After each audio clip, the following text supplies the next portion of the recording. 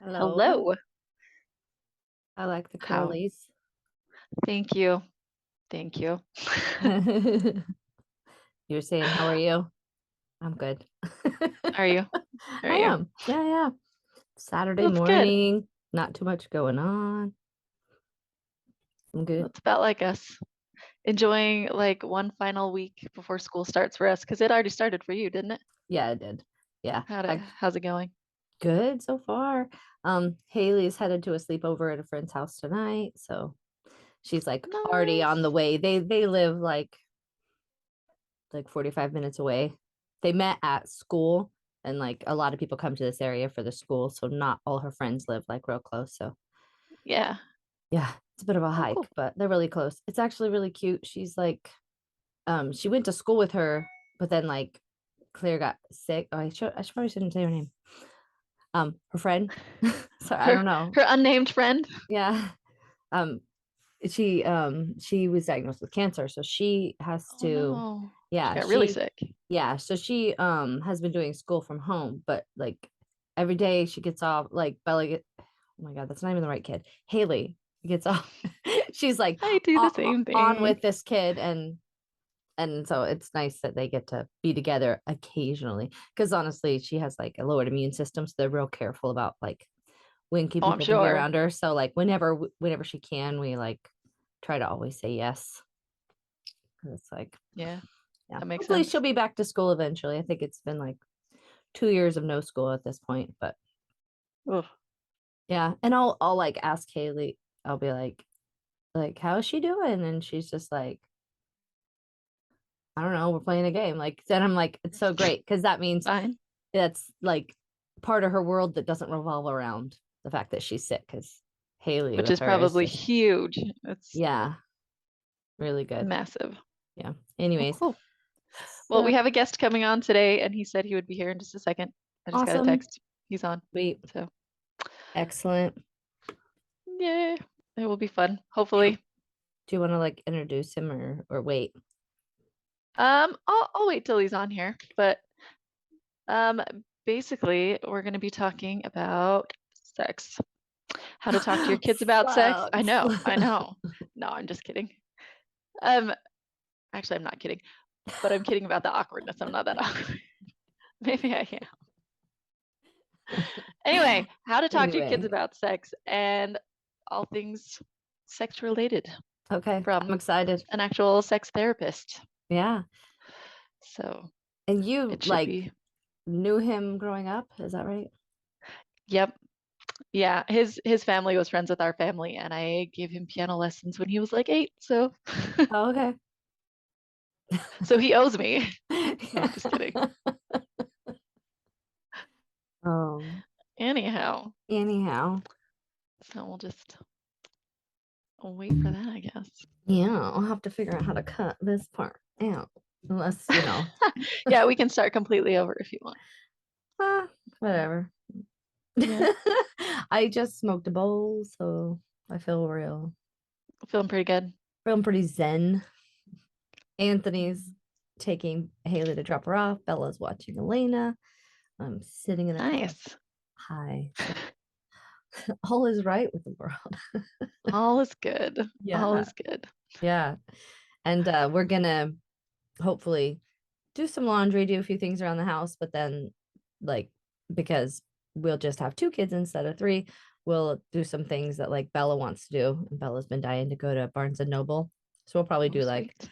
bookstore. Actually, last night she was like, "Can we go to Barnes and Noble and just smell it?" I was like, "I get it, but no." but That I'll is go. my kind of But kid. I'll go tomorrow. Do they She's have a candle that's Barnes and Noble scented? I don't know, but I feel like they They should, and maybe should. they do. Fluff it again. I liked it. It made it Fluff it all. again. It was Yeah. caught in my thing there. No, it looked good. I just liked it. very, Me? it's Oh very no. princess-esque. Yeah. Sweet. Very Elsa today. Elena would love it. Let it go. Mhm. Yes, Definitely indeed. not cutting this now. Maybe you should. Maybe There's it's a more. violation of Disney. Oh. Maybe. Let's hope not. Perhaps. Yeah. Yeah. Okay, so what's this dude's name? Braxton Dutson. Oh, duh. That's literally, yeah, okay. There's his name. There he is. Hey, how's it going? Hey, can you guys hear me? We hear you very well. Can you hear us okay? I've got to see about hearing you guys, though. Oh. Okay. I can't hear you just yet. Oh, you're going to want to hear That's us. all right. Why is that? I'm like, it's okay. You don't need to hear us. And you're like, you're going to need to. Yeah, you're going to want to hear what we have to say. There we go. Me trying to drink All right. better. Okay. That's you trying to drink more healthy. Yeah, it's water with like flavor added to it. It's like girl. the Lipton or the what is that called? Crystal Light. Kind of. Yes. Although I don't think I'm doing all that much better. This is like fruit punch or something. Like it's I don't anyways enough about that. All right. Well, welcome back to our little white picket fence. Yes. I know Braxton. We grew up together, same neighborhood, family, friends. Oh yeah. This is Rachel. Yeah. She's amazing. I lived in Payson for a time, and yeah, so and I know her family. We love Payson. Yes. She is my best friend as my little brother Nels is to your little brother Talon. So oh, you guys are on that level. we're on that level. We are Nice. indeed. Yeah, we're on the level, okay, Braxton? Well, yeah. I know Talon and Nels's friendship level, and that is, I mean, that's the inseparable, unbreakable. Unbreakable. Yeah. Well, look, the reason why our podcast is called Little White Picket Fence is because we were so unbreakable that we were going to live next door to each other and have a little white picket fence. Nice. Yeah. But now she lives in Florida and I live in Idaho, so that's like one heck of a thick fence. Yeah. So she's so true. It is funny, like when you first texted me, I was like, that's how you spell your name? I had zero idea.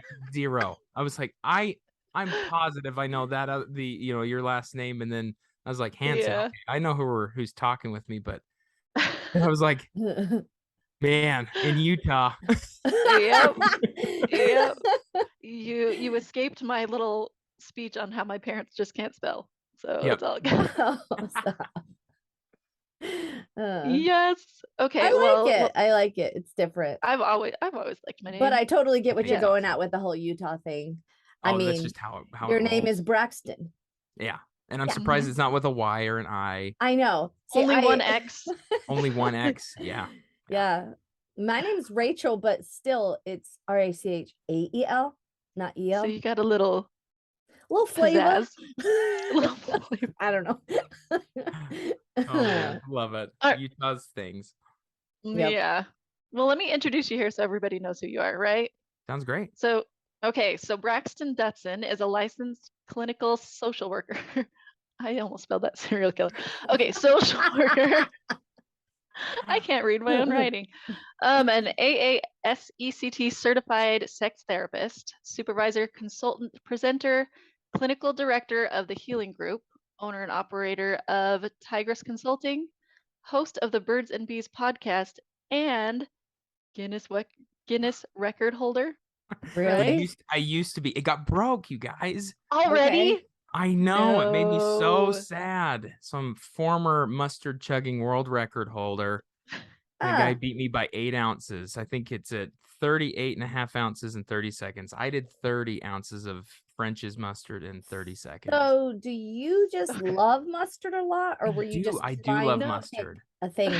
So like you were just like, I'm doing this anyways. I might as well get the world record. He did it for a good cause. So I was encouraging parents to muster up the courage to talk to their kids about sex. Oh, okay. You know, if I can do something gross, you can do something that's uncomfortable and may feel or seem gross. Yeah. No, my daughter has a friend who every year for her birthday she gives her mustard, and she actually has a mustard at our house with her name on it as her mustard because she loves mustard. So I know there are mustard lovers out there. Oh yeah. It used to be a fun party trick. Well, the question is, do you still love mustard after? By did itself, that cure you? Would you like to come to my party and drink a bottle of mustard? Well, they had me on the Late Late show Okay. The Late Show with James Corden had me on to chug 20 ounces of mustard on late night TV. Why? But okay, that's awesome. No, Because- why That's not? hilarious. Yeah. Why not? Why This is not? true. You know what? I can't do it. So It's- I kudos. certainly can't. I'm And this obviously- close. Guinness World said I could re-break the record if I wanted to, and so I'm on this fence going, Do I want to? do I go for 40 ounces? Do I really want to do that? And a part of Is- me does, and a part of me doesn't. Is And it part of you is healthy? like, Is there anything about it that could be negative for you? Once I hit 60 ounces, it could kill me from the sodium intake levels. Mm. So we're Oh. a ways away from it. That's- But Yeah, Yeah. but is spiking your sodium level going to cut your life shorter? And is it worth that? possibly. And I did drink like 400 or 500 ounces preparing So bad. for Okay. the mustard chug. It's not just the OG. Yeah, no, it 20, wasn't just 40 like, let's ounces. just try it. It's like, oh man, I've really got Gotta to prepare. do that. And then it's not, I don't keep it in my system because I don't want the sodium levels like that. And so I Yeah. end up throwing it up. And I mean, it's a ton of not fun, but it's fun to talk about. Yeah, There you yeah. And you had a purpose, Some- so that's awesome. Mhm. Something I have never done, nor will I do. No. Anyways, But anyway, so mustering up the courage to talk to your kids about sex. Yeah. nice. Super can be a super awkward conversation to have with your children. Oh, Kind of universally awkward. Most don't of know the if time, 'cause many- we don't really know how to start the conversation. We haven't had a lot of experience Right. with our parents telling us, or it's been one or two conversations. Yeah. Yeah. And a lot of my growing up, at least, it just felt like they said that you were gonna have a talk with someone or something, but like it was also taught to like, I don't know, kind of not like just like it was kind of a not talk about like it was like you the- that's for when you're older. That's the talk that I'm gonna give you is that's for when you're older, pretty Yeah. much. Yeah. Give you And the right bare now- minimum and then Yeah, it's a send you on sin, your way. but I'm not Mhm. gonna teach you about it. Pretty much, I don't know. Teach you a Yeah. little bit and tell you you'll go to hell. Yes. Absolutely. That's not how my parents did it. I don't want to criticize them at all. They did. I'm fine, not. but- I don't remember my parents doing any. Like, I don't remember having any type of talk with him about it at all. I like learned things Yeah. from siblings here and there. I was super awkward, and I don't know. I like. I had a very weird relationship with sex for sure. Like when I first got married and stuff like that, or just when I was first together with my husband, and he's the only person I've ever been with. But like, it was such a weird thing. Like no part of it was enjoyable because it was too much guilt. And I cried and like just so much like where I'm like, like Leanne, if I had understood at all what I was getting into, it could have been enjoyable. You know what I mean?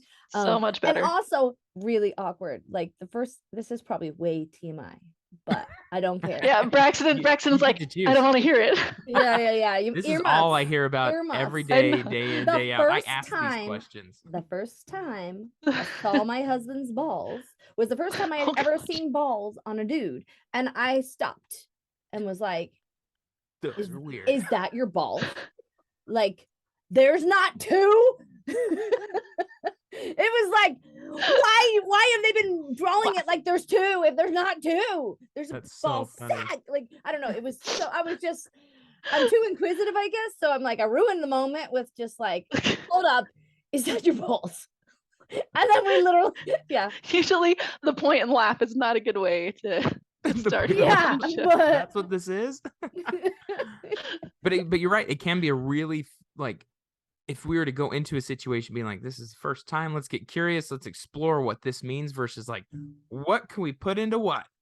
That usually helps the scenario move from a switching on and off of like, it's bad and it's not. yeah.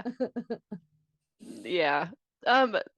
So I guess we're skipping from kids to Sorry.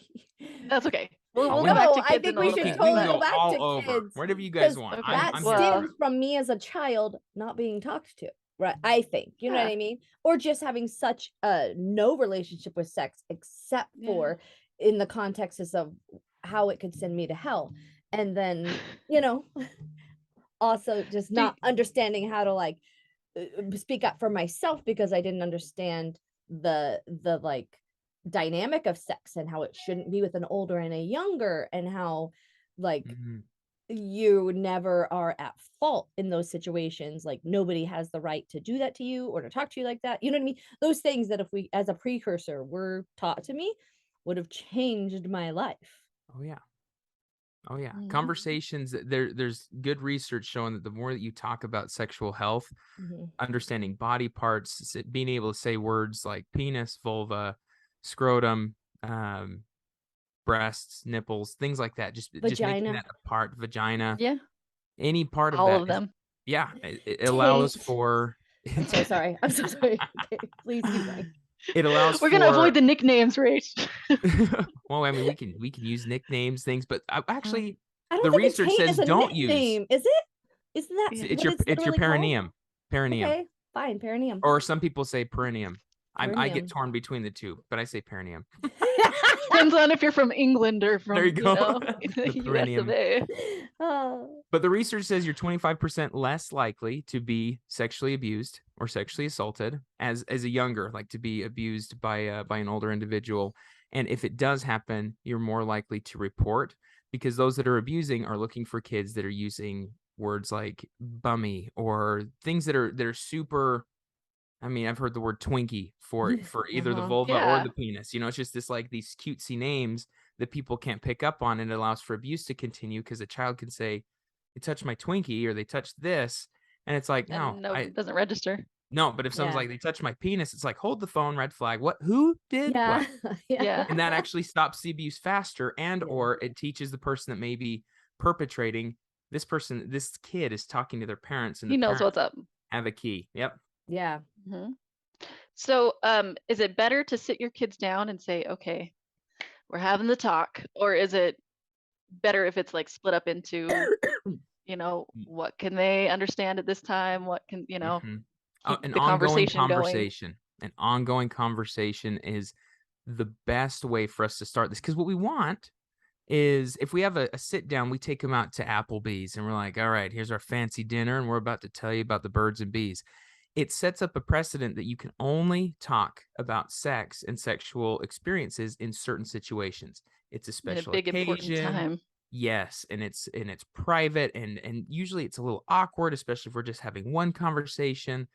And so it's creating an area or an atmosphere that we don't talk about this. But if we can talk about it at just nonchalantly when we're watching a movie, listening to music videos, anything, we are inundated. The fascinating thing is we're in a society that's obsessed with sex and sexual expression. Everywhere. And at the same time is so shamed at it that it's all shame but obsessed. And so it's everywhere, but we don't have conversations about it. So it's so confusing. And I think that has a lot to do with the whole, how we said it, like it's uncomfortable. It was uncomfortable to have conversations.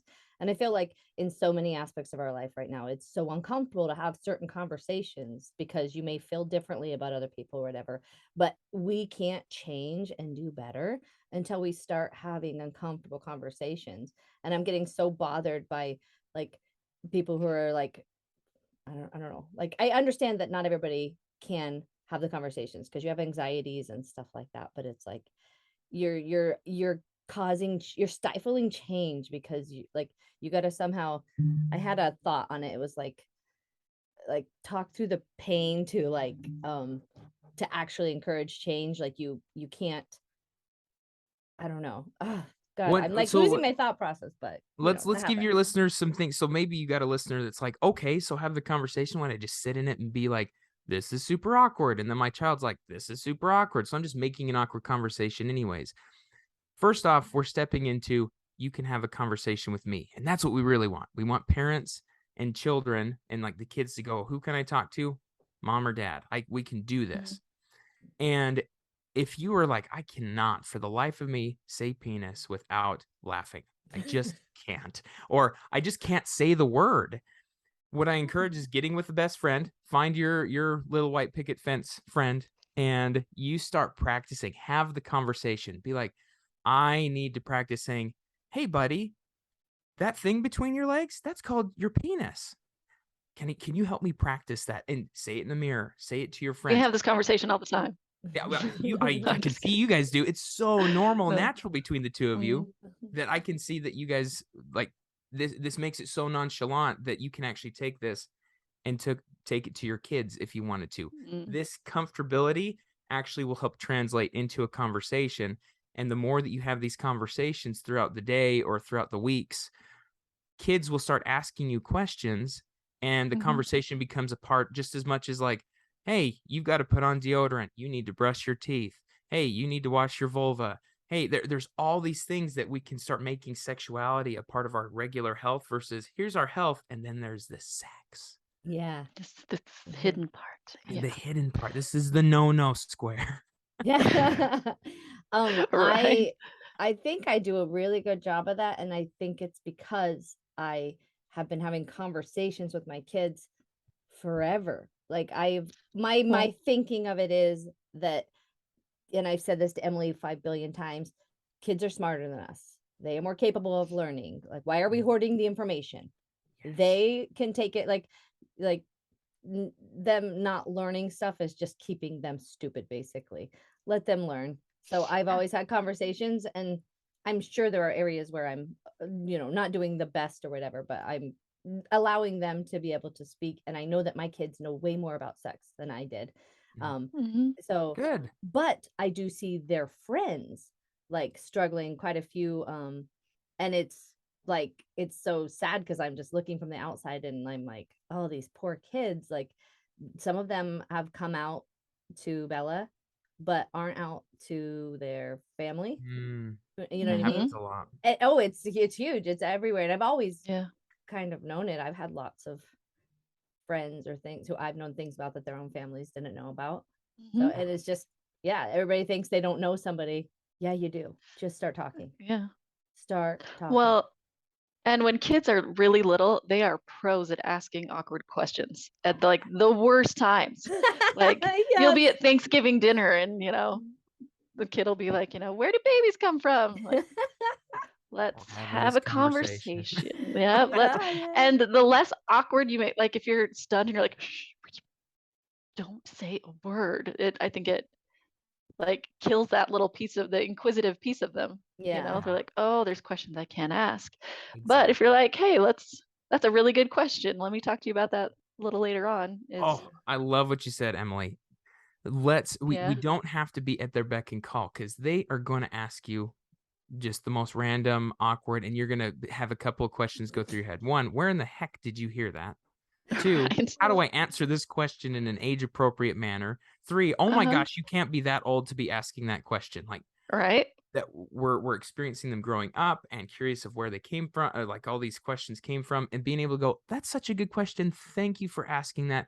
Let's talk about it right before you go to bed. Let's talk about it in 15 Mm-hmm. minutes. You can put a time on it, and that's all the child needs is like, oh, well, yeah, mom, dad, they're going to take care of this. Yeah. Follow up with them. That gives you time, all the time in the world, or at least the time that you gave yourself to go Yeah. Google it, talk with your partner, go talk with someone that has gone through this, be like, they just asked this question and I have zero idea how to answer it. How did you answer it? Should I answer it? What's their age appropriateness? You get to then get the information that you want to give to them.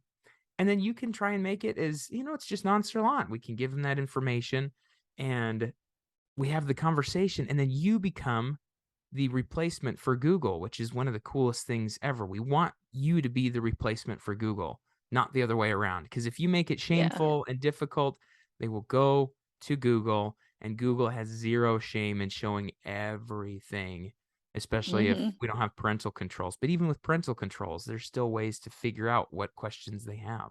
My own Kids are gonna say personal stuff. thing is to answer right away, just because I'm not one to that's just my personal. I'm just like, okay, and I say whatever I think. And if Mhm. if I feel like I really don't have like a good answer or something, I'm like, we should Google this, and we look at kind of together. I'm like, yeah, what the heck is that? And then we'll look it up, and then I'm able to show the ways that it could go, like certain things, like navigating the internet is something to also be talking about and being like, hey, there's Absolutely. all, you know what I mean? So it's a segue into just also being part of that part of their life to Mhm. like, so because they are going to use Google, whether you talk to them or not, you know what I mean? That's true. Mhm. But And if you're there for the ride to accompany them on Google, that's also a good thing sometimes. Like, yeah, you know what? I don't know that. And that's okay to say, I don't have like like I know it, but I don't feel like I know how to like share it with you. Let's do some research. That is a great example of vulnerability. So there's a lot of ways to go about this. One of them that you just did is the vulnerability side. I really don't know. Let's figure that out. And if you get exposed to something, because they will, it's not an if, but a when. But if we're saying like sexual imagery, naked bodies, naked videos, whatever it may be, then you get to also get curious. We don't want to prescribe like, oh my gosh, this is like, never see that, because they're going to see that. But being able to say like, how does that, how did that make you feel? Oh, wow. Yeah, that question really brought up a lot of naked images, if that's the way that you're planning on going about doing that. Some people are going to prefer to screen that beforehand and then talk about what they did see. I guess So it would just really depend on depends what you're you want. searching. I've never been like searching for things that are that way, but you come across stuff on the internet anyways where you're just like, oh, it's a little shady, or be mindful of that, I'm thinking of the parents that have Yeah. their fifth grader come in and be like, Mom, what's a blowjob? And you're like, that one you may or Guess what? I feel like I could explain that one pretty good without the internet's help. And if you can't by that point in time, maybe you need a Google. Yeah. Just kidding. No, but if your Well, kids that's already Googled it and like, you know what I mean? You gotta. Yeah. Yeah. I don't know. My girl, like, I don't think my girls have Googled it, but they know what it is and they think that's the most disgusting thing ever. And I'm like, so did I. And that's a great way to think. If you And ever that's okay. change the way you think, it'll probably be because you care about someone a whole lot. So, and it's good to talk about all components of it, because they may shift their change and stuff. And what I see most is that people then feel like, well, if it's not a penis to vagina, then there's no risk. There's no risk, and they don't understand anything about possible STIs, or emotional connections and or coercion, rape. I mean, there's so much to talk about when it comes to that. Yeah. And you don't want to like throw that at an 8-year-old, like no, like in a hey, huge you could ball. get a disease.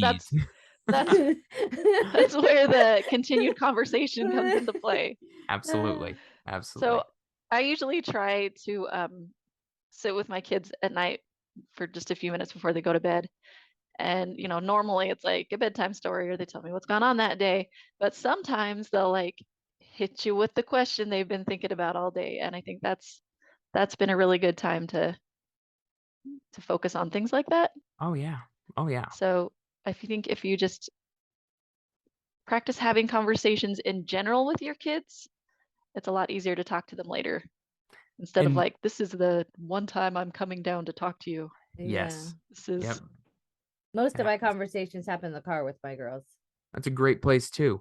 Great place. And because it also has, one, they can't really go anywhere. Two, there's a definite ending. Yeah.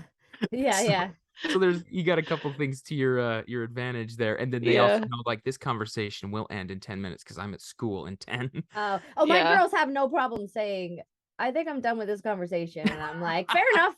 That's okay. Too. If we've got to that point and it'll be like, can we talk about something else? And I'm like, okay. Which teaches consent.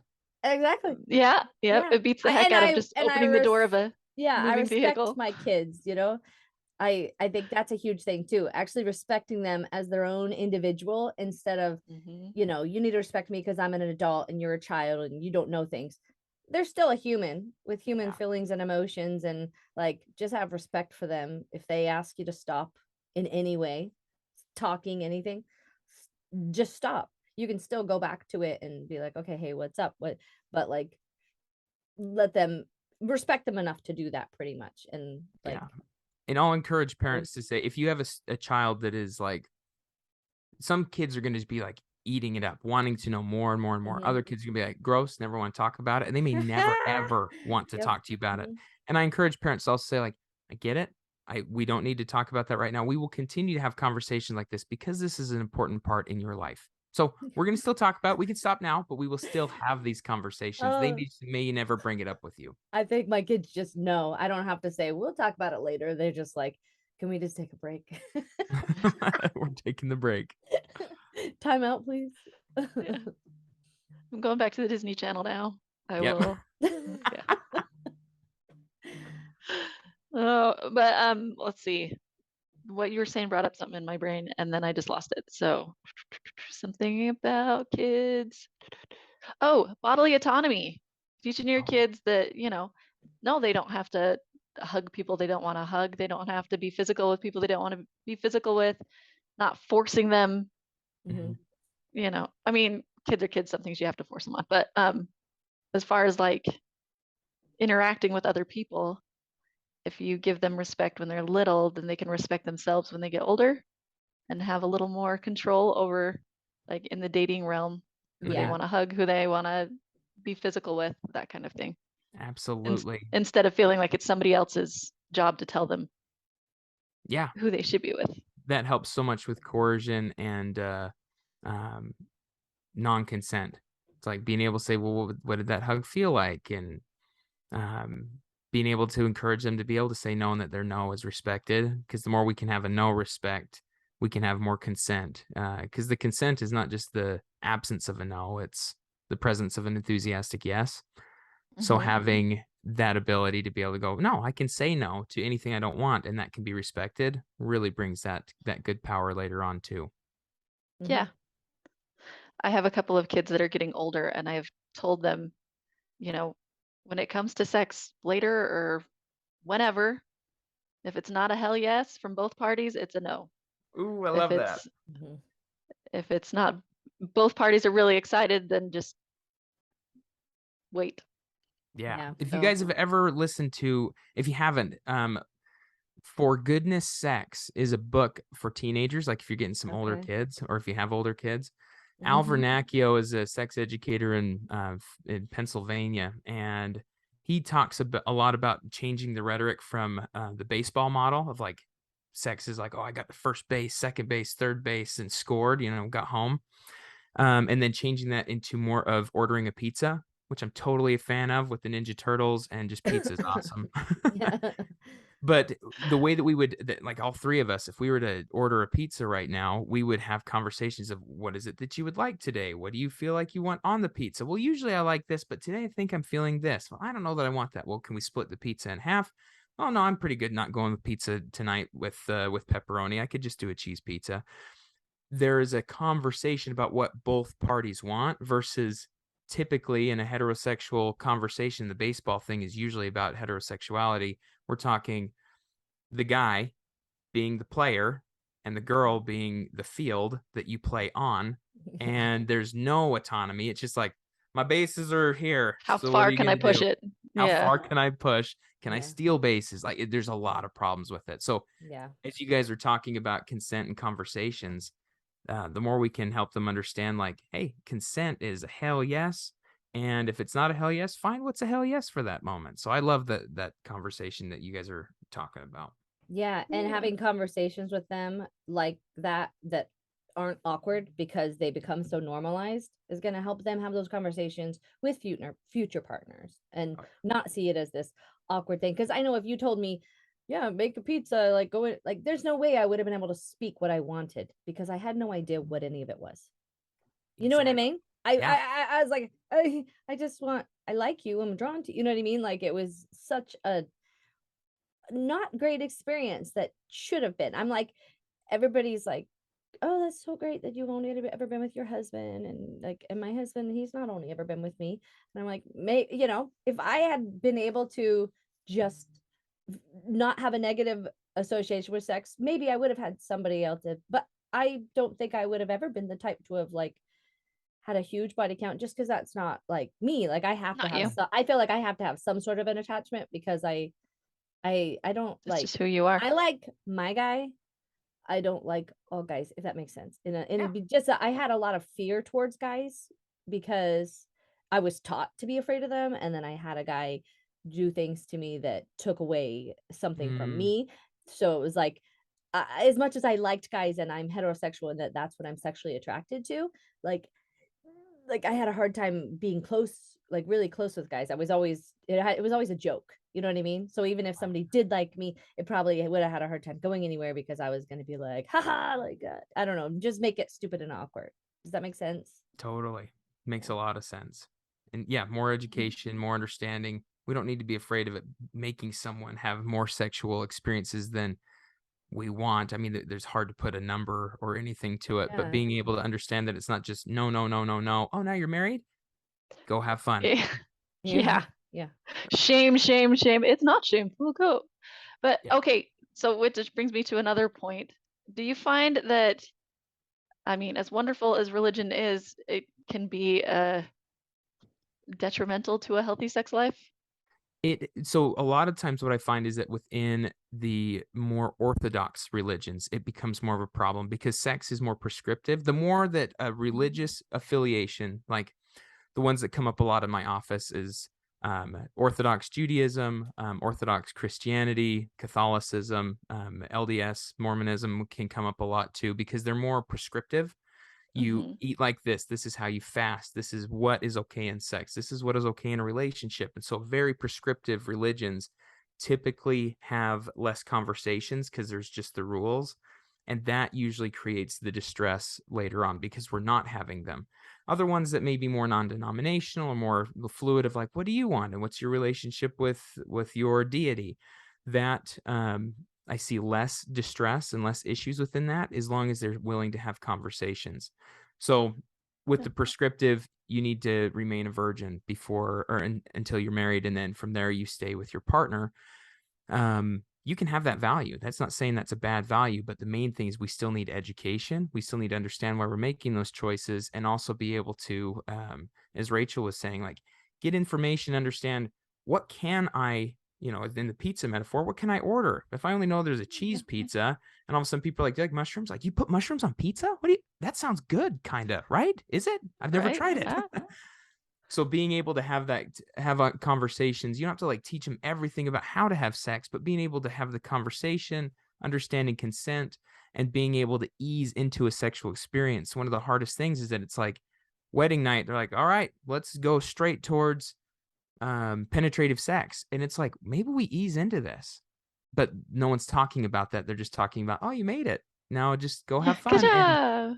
we don't know what testicles look like. We don't know what a vulva, where the clitoris is. We don't, all of these things. It's like, you're just supposed to know. And then we've been saying no for so long because it's prescribed to be that way Yeah, that and they it then don't even becomes want a to teach problem. you anatomy in that way because it's awkward Oh, or something. And it's like, it's yes. just anatomy. It's been Mhm. sexualized, but it's also just anatomy. Like, can you just use your brain Yeah. a little Well, bit? and the schools can't teach it appropriately either because you've got, super conservative Oh, religious yeah. kids and you've got kids that have been exposed to everything and you're supposed to somehow find the balance between the two, and Well, it's just that so it's you're getting at the Christian side doesn't want them learning all the parts. And why is that? Because of I shame? shouldn't say Because that you know because what I there's mean?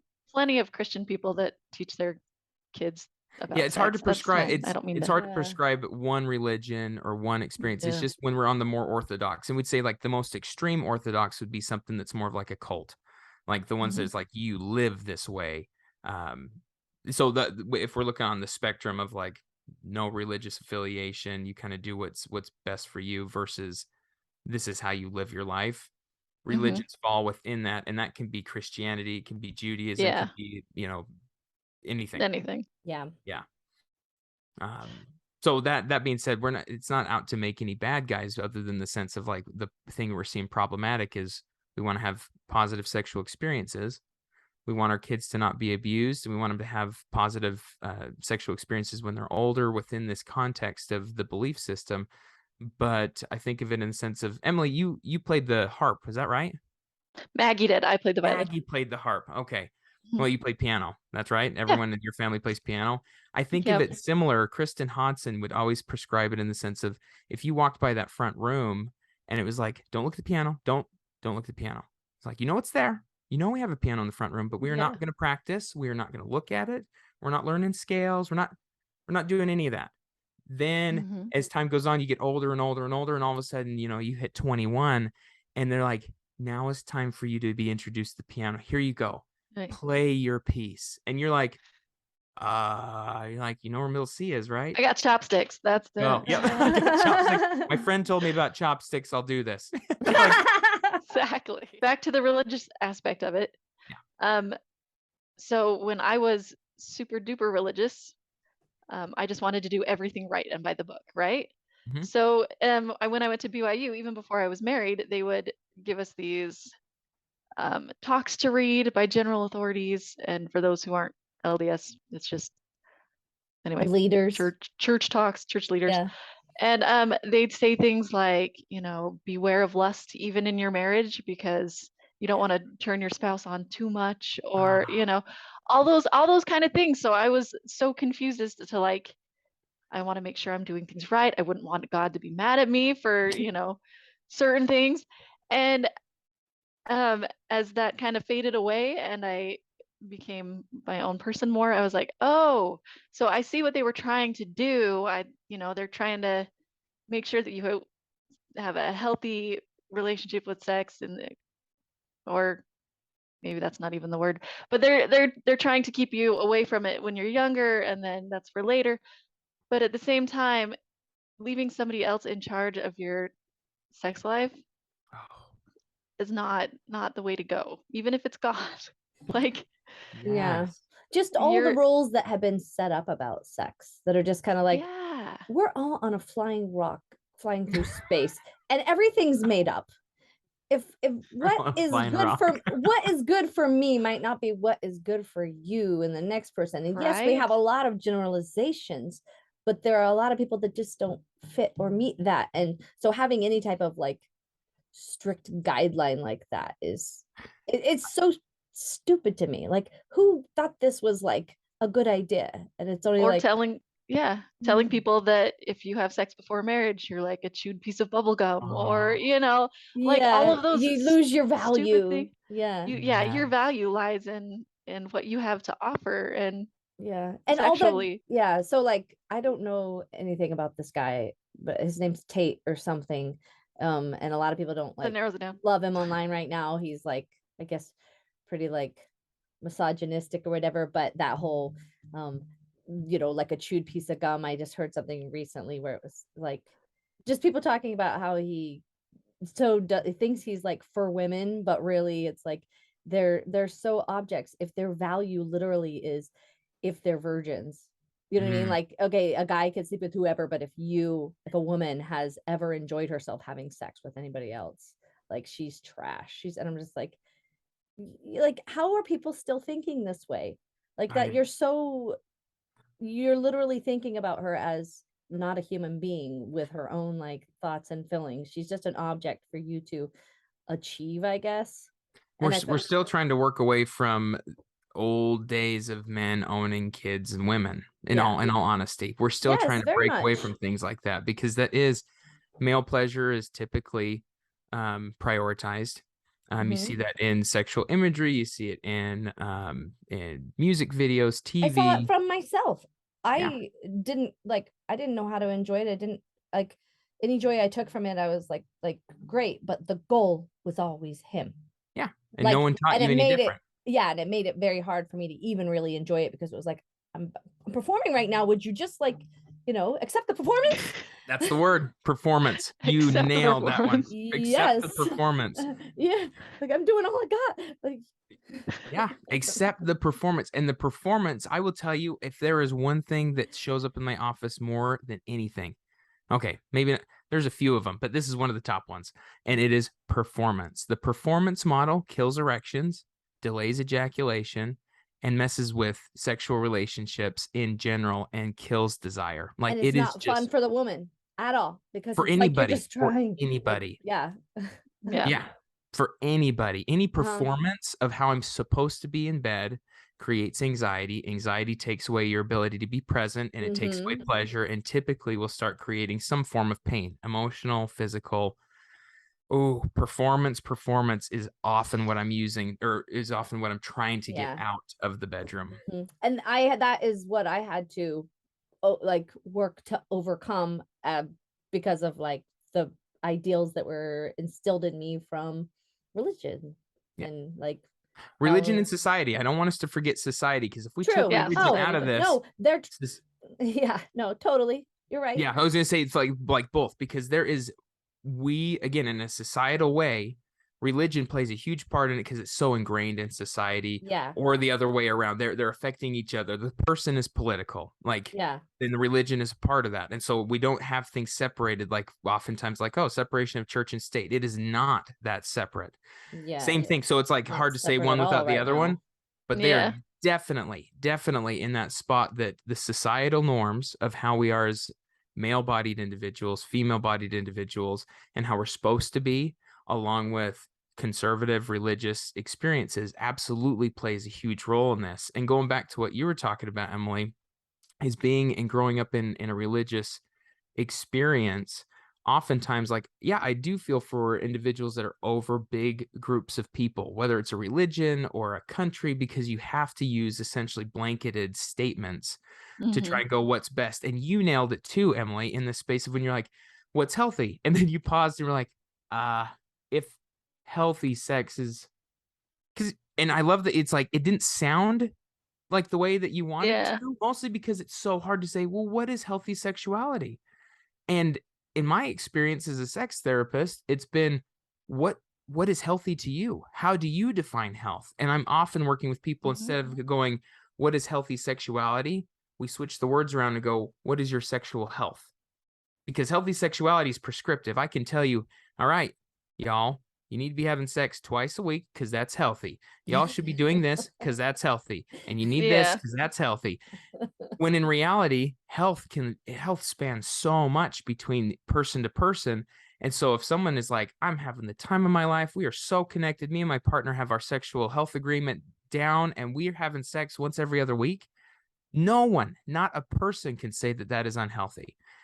If it's a problem, then we work on the problem. But if you're like, oh, we're having sex every other week or once a month, and like we really like each other and we have so much connection these other ways, and this is a great connecting space, but we should be having sex this much, or we should be feeling this, then all of a sudden we enter the performance model. We should be doing something more. Then there's more distress. Then there's resentments. Oh, and then if we're like, well, we really like this, but did the church say it's okay? That's when we start really seeing some issues. We go back to the For Strength of Youth, which is an LDS. How would you describe that, Emily? Is it like it's a pamphlet that tells teenagers what's right and wrong. There we go. That's a great way of wording it. Yeah. But we don't have a For Strength of Adults. So then I've got 50-year-olds being like, well, in the Strength of Youth, it says not to masturbate. And I'm like, are you 16? And even but then, also, why is it bad for a 16-year-old to masturbate and not an adult? Like it. Oh, keep going. I'm just saying there's a part of just letting people figure out themselves and not saying it's too young or it's too early. Yeah, that's a part of you. How does that feel? You know what I mean? Whatever. That's for each individual. And yeah, so well, I listened to a few of your podcasts before you came on. And one of the things I liked was you were talking about teaching kids a value system instead of trickery. Like, instead of saying, God's going to be mad if you touch yourself, like, to say, okay, what's healthy? What's normal for, a human being growing up, discovering sexuality? What starts to become more of a coping mechanism? How do you know? What would be a problem and what would be normal? Like, that's instead of there is an invisible being that hates you when you it's gonna kill a kitten or do whatever whenever masturbation happens. Oh God, yeah. I know, just so many problems. I like the value system because, to be honest, there's so many people that, as much as we want to say like, oh, like don't worry about this belief system. Well, we have people that really like their belief systems and really believe their belief system. And they really believe their belief systems, and they're doing their best in this scenario. And I love those parents that are stepping into this paradox that is like, we have a belief system. Say the most people I'm working with are LDS. So they're from the Church of Jesus Christ of Latter-day Saints, and they say, I want to follow our prophet, and they say this about sex. It's very prescriptive, but I also know it's super healthy and fine to like masturbate, and I don't really like make the shame that we've been experiencing, or maybe they experience. They want to change that, but they're trying to balance two really hard forces. And when we start working with values of like, hey, this is going to happen, we come talk to me if it seems like you're starting to masturbate more than once a day. That can be one to start asking questions. I don't want this to go on record thinking like, oh, okay, if you masturbate more than once a day, now we're addicted or we are, we have problematic sexual behavior. When in reality, I want you to ask questions and start going, well, what's going on at school? What's happening within the family life? How are you feeling before you masturbate? Those questions can come up because oftentimes it's being used as a coping skill. And Mm-hmm. maybe there's some deeper things going on, such as a divorce in the family, bullying at school, stress about getting homework done. I mean, there's so much that comes to play with that if we ask questions, we get a lot more information versus, oh no, I My have a kid with a sex husband, problem. my Yeah. husband as a kid, he'll like make jokes about how much he did it, like, and now as an adult, having been diagnosed with bipolar disorder and starting to recognize his manias and stuff, looking Mhm. back, can totally Like, see that it oh, was very much, like he understands himself a lot more and stuff like Absolutely. that. Absolutely. Yeah. One of the things I wanted to say when we were talking about like the whole like, oh, you said like they start touching themselves, whatever, and you need to have a conversation with it. I kind of have thought about those things like the same as like if like the kids go through phases where they start putting stuff in their mouth or things like that. And if you hinder them in certain ways, that's part of development. Like you can hinder development by hindering them figuring things out for themselves. Mhm. And that's the way I kind of thought about that. Like when I've seen like my kid put their hand to their pants or something, I'm just like there's poop and pee down there. That's pretty gross. Like yeah, that's your vagina. wash That's your fine. hands. But wash your hands. I'm always just kind of like, yeah, like wash that off. Shit has bacteria and can make you sick, and it's also really gross. So please wash your hands. Yep. But Values. but I'm like, I'm trying not. Yeah, I guess. There's I'm like, proper time and place. Absolutely. Oh, Yeah. love that we're putting that in there. So we've got a value of when and where. yeah, We've got a value of cleanliness, of how to maintain cleanliness of Mhm. the genitals, as well as cleanliness of hands, and not everything. Like maybe we're not touching our vulvas at the table, things along those lines where it's like, oh, Yeah. okay. I'm gonna make a sign. We don't touch our vulvas at the table. Okay, I'm sorry. If anybody comments, you're like, what, you disagree? Like, Come at me. right. Okay, I'm gonna ask my daughter to like do one of those things where it's like knit or whatever, and Oh, it looks like it was knit, Crochet. Or like it like, was yeah. knit by a grandmother or something, and it's gonna needlepoint. be needlepoint off to the side of the table. Nobody touched their vulvas or penises at the table. That's so funny. Because It's a rule. it's a pleasure center. Mhm. Depending on the age of the child, we see that even in utero we have experiences of kids, or at that point in time, these fetal babies, and babies all the way through the life just touching their genitals because it's a pleasure Haven't they center. received that lesson in church yet? I- Probably not. I thought that was. We need to get that one in there in the Oh We do. God. That's so Oh funny. man. Yeah. But having that pleasure center, oftentimes it can be scary as adults to then be like, oh my gosh, this is sexual when they're 6. And And it's you're like, not. It's a no, pleasure center. And then it exactly. transitions. And then I encourage parents to think like, what do you want your child to experience sexually when they're 26? It's hard to imagine them as adults sometimes, but do we want to create a switch where it's like, no, no, no, no, no, don't. Oh, now it's okay to. So you flip a switch, and it's that transition hurts more than just women. I mean, Doesn't it's work. rough. No, Yeah. it doesn't work. It just doesn't work. Mhm. I wanted to ask you your thoughts on, because you're working within the church, and I know this is not like a Mormon specific. This is just kind of across the board within like a lot of different churches. Churches. Churches. There's just an abundance of abuse that I think stems heavily from all these no's, putting Mhm. men in situations where they've repressed themselves, and then they're in situations with vulnerable people, and then putting Yeah. women or young boys or things in situations where like they just don't have any type of understanding or how to speak up for themselves, and also are commanded to respect certain people, where it's like it's just such a dangerous dynamic. And Mhm. that like I really see it as like, if the churches collectively don't do something about this, like then like it's a big enough problem. Don't Yeah. you agree? We know it's a problem now. It's a Let's huge do something problem. about it. Let's do something on a grand scale. And Like no more dealing with things within the church. No more, you know what I mean? Yeah. Like that should never have been a thing. And Mhm. how can we change Well, it? starting off telling men in general that if you find a scantily clad woman attractive, you are a sinner. Like you Yes. are a horrible person. And it's like, or you're a human straight male that happens to find females attractive. Yes. And to also understand that the men in your life, your brothers, your fathers, your husbands, they're all men too. And, if they're like, oh, that girl's attractive, it doesn't mean you're not loved. It doesn't. Yes. Anyway, Yeah, it the just, Oh, the very but it rhetoric can nice. that seem like that yeah, religiously. the rhetoric that when you marry somebody, that you become that person, like all the things for one person, and that they're not supposed to go anywhere else. I hear people all the time being like, if I can just make it to marriage, I'll never have to masturbate again because I can have sex, or I'll never look at sexual imagery again because I have a partner, or I won't look at other women and be like, oh wow, they're attractive because I have my attractive person. I'm like, well, okay, hold on. So bodies change over the next your lifetime, and Yeah. there is a certain level of attractiveness that the world sees, and there's problems within all of that. And so I love the way that you're talking about that, in the sense that if we teach boys, hey, you have control, complete control over your sexual expression.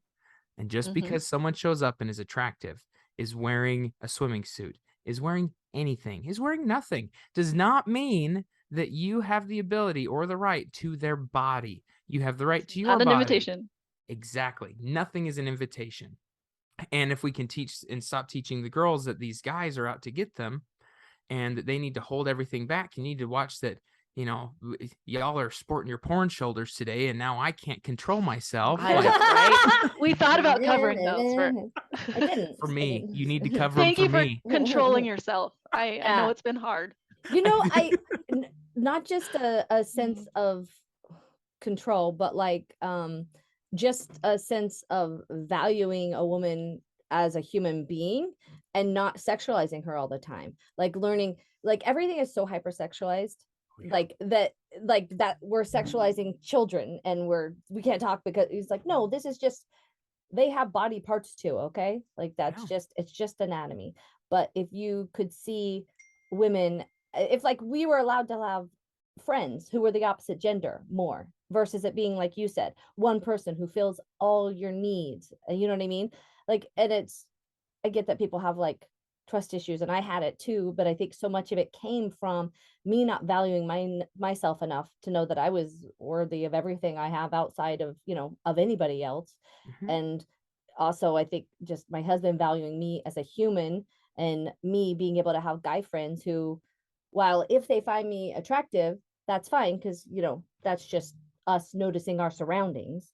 Yeah. Like I truly have friends who are guys, and I think it only can come from like not feeling the need to like sexualize everybody. And then if we're only teaching them, learn to contain your lust, versus that's a human being. Like we've sexualized things, but just be very open and honest about it. Sure, sexy, whatever. We enjoy feeling sexy. That's fine too.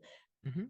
But I also am a person, and that, you know what I mean? I'm more than just that. And if we're only teaching you not to address that, versus just like, this is a human being, Yeah. we could It comes change back that to our consent dynamic. talk. Yeah. Comes back to the consent talk. You can say yes, you can say no, and everything is valid within that. Doesn't matter how you're dressed, doesn't matter if you're attractive, if you're not attractive. Yeah, but there doesn't have to be a talk with a guy to a girl to say, do you consent to me? I'm just saying, if, as in general, like if men valued women as humans versus sex objects, this wouldn't be as big of an issue. So how can we add value to women? Like I hear so often, like people talking about how guys don't really like women. Like they don't really like women. They like to sleep with women, but like they don't want to talk to women. They don't want to hang out with women. You know what I mean? Like They they just don't want really. sex. Exactly. And there's a lot where that's what it is. It's kind of like, I want a woman to take care of my house and, sleep, and you love them or whatever. But really, when it comes to like, who do you want to hang out with? Like, I heard this thing. It was like, they asked a bunch of different guys, like, would you rather cheat on your girlfriend, or I think it was like rat on your best friend? And most of them were like, cheat on the girlfriend. Like they would never rat on their best friend. There was That's no an value. interesting. There was like, and I think we just lack value as human beings for people to be able to like vote the way they do, to enact certain things that like take away rights from us. Like, where is my value as a human being? Do you see me as a human being? And The if other you thing that might do, be supportive in this, what you're talking about, to be able to see as human beings, is to also educate and allow for men to experience love other than through yes, their penis. very, very much. Yes. Because that's a huge thing. Is like, well, I want to do my things with my friends, or I want to do this or that or the other, and then I'm married, or I have this girlfriend and I have this sexual need. And so if you want to love me, you love me through sexual touch and through orgasm. Mhm. And if we could engage in, oftentimes I'm working with couples and individuals going, where and how do you feel love mentally, emotionally, physically, spiritually? Because physically, I'm hearing through penetrative sex. We need to broaden that to cuddling, Yeah. to massaging, to touching, to beyond it, to communicating, to expressing yourself deeply, to crying, to engage in all of that, because then you humanize both parties within that versus, well, if I don't feel love, that means you're not having enough sex with me, which then goes to your point, Rachel, which has been, I'm just this body that provides love and then does dishes and these other things throughout the day. Like it's dehumanizing on both ends, and we do need to humanize everybody. Yes. Mm-hmm. Yeah, when we stop shoving each other into these boxes of, well, women are only for sex, and for guys, it's, well, now that I've got you married, you you're now mine and only mine, and And I can only do this with you, think, so you need to kind of put up, and do this thing. yeah, And the when same, we let them out of those boxes, man, it oh, so just much let people better be when it's not. human, And going back to live your within boundaries. question, Rachel, with I think it was Emily, you were talking about bishops, having and making these changes. I really want these changes to happen too. I was one of the therapists that was downtown Salt Lake with oh shoot, what was his name? Frank. Something Young, Sam Young. And he was doing I want to say it was it a 15-day fast? So he was calling out general authorities, which is the highest up in the LDS church. He was calling and inviting them to come down and talk with him about these bishops interviewing kids about sex, and saying that needs to stop. This is not appropriate for these young, underage kids to be having sexual health conversations and being With interviewed about. untrained therapists that live down the Yes. road from them. Yeah. Yes, with untrained, and then the abuse that can come from it, of quizzing young women on how they masturbate, or quizzing young men on how they masturbate, and trying to get into like digging and deciding the fate of this young person without parents even knowing the conversation's going on. So there's people trying to make changes. He ended up getting excommunicated. Go figure. But That is same with Natasha Helfer, or Natasha Parker. She got excommunicated too for kind of doing the same thing. So standing up for sexual health. I'm trying to get myself excommunicated right now. I just got a letter in the mail from somebody who lives in my neighborhood, a gated community, to let me know they lived here, and they're from church, and they're now my. And I've been getting letters and stuff, and I've asked repeatedly. They said you have to literally go ask to have your name taken off the church records, because it's just people, trying to be good people to help people. But it's like, yeah, but the why? Do you ever think about the why? Like, if I want that, I'll come seek it. Please leave me alone. Well, if you want to get X'd, you just keep challenging the bishops. Well, see, I'm not part of it anymore to challenge them. That makes me think of like what your mom said about being just in it to help from within. Yeah. Just being there to be someone for people who are on the inside. I think that was Dan Reynolds. What? From Imagine Dragons. Yeah, I heard that. I went to one of his shows, and he was saying why he was still in the church, and he's like, I can do a lot more from within than I can without. But anyway, that's a topic for another day. Learning that a little from your mom with her helping with the LGBTQ youth and stuff like that. Mm-hmm. And there's a space for there's a lot of need in all areas for support. So yeah. Absolutely. Well, I think we could just keep talking forever, because there's so much under this sex is umbrella. Such a deep conversation, and it goes. I often think people are like, "Well, what else do you talk about?" People just can't figure it out. I'm like, "Oh, it is layer a after lot. layer after layer after layer, and we can go down so many rabbit holes. There's a lot to talk about, and I'm glad that you guys are having the conversation, that we had this conversation. Yeah. Yeah. We need to make it more approachable. If And you I think you have like Absolutely. more to teach us, we could do a part 2. If you have some things that you're like, you know what, we didn't touch base on this, you might be interested in this, or I could teach you something, I would love to hear it. Sounds like a plan. Okay. And for people who are interested, Braxton also does the Birds and Bees podcast. Yes, look for the one that right now there's a couple of Birds and Bees podcasts. One's a more religious one. So Okay. Stay away from that's not you. That's not me. Do the one with Braxton. It's a yellow background. Send me the link. I will link it in our description. Oh, sweet. Yeah, I'll send you the link for the Spotify, iTunes. It's on any place you can get podcasts. It's okay. A yellow background with 2 cute birds, blue and pink. And nice. Yeah, so there's that. I do a lot of different presentations. If you want me to come do presentations with a church group you have, or a community group, or if you're a therapist that has therapy, you want me to help you teach your therapist how to bring this up with your clients, I do all of that, and I do consultations. So I love talking about sexual health, and I'm here for it. Awesome. I like talking about everything. I'm here for it. And it can be one of the greatest things in the whole world or the worst. So you can you gotta figure out what works for you. Yeah. Absolutely. Thank you guys for having me. Thanks for helping everyone. Yes. You guys. And Little White Picket Fence, also like and subscribe. See, Anthony keeps my husband keeps being like, you guys never say that. I'm like, no, we don't. That's because I just feel like I'm just talking to you. Yes. Right. I just feel like this is my weekly conversation with you, and if other people want to watch it, then great. I know, pretty much, but also, well, now we have that video of Elena that's going to pop up here in 1 second, and she's going to tell them anyways. So, all right. Well, it was nice to meet you, Braxton. Thanks, and we'll Braxton. Talk to you again soon, okay? We'll see you guys. Bye. Yeah, see ya. Thank you. Lilas. Subscribe up there. Subscribe. There's a subscribe up there. Okay. Like the button. Okay.